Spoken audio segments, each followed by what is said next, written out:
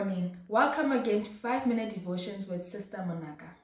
Our scripture for today is coming from Daniel 1 verse 20, which says, "In all matters of wisdom and understanding about which the king examined them, he found them 10 times better than all magicians and astrologers who were in his realm."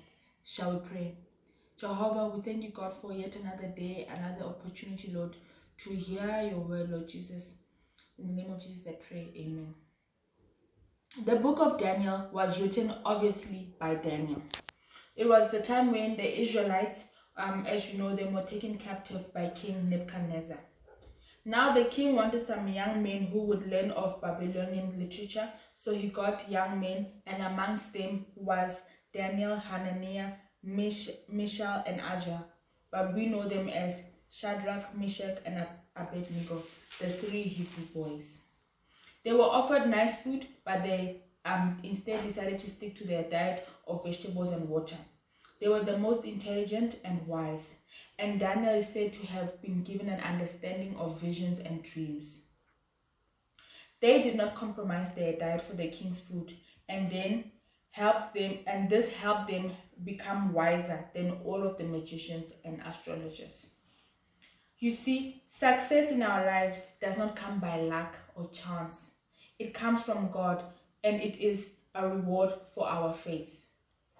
God gives us endless opportunities, and success depends on whether we use them or not. In the story of Daniel and the 3 Hebrew boys, God was working in them that they do his will, and Daniel and his friends were also working out their own salvation. Together, divine effort from God and their own effort by studying and reading the Babylonian literature, true success came. Our own efforts to do anything will not equal success if we do not ask of divine effort. God's grace was given to us to help us to do his will, but we cannot substitute our effort. Please understand that.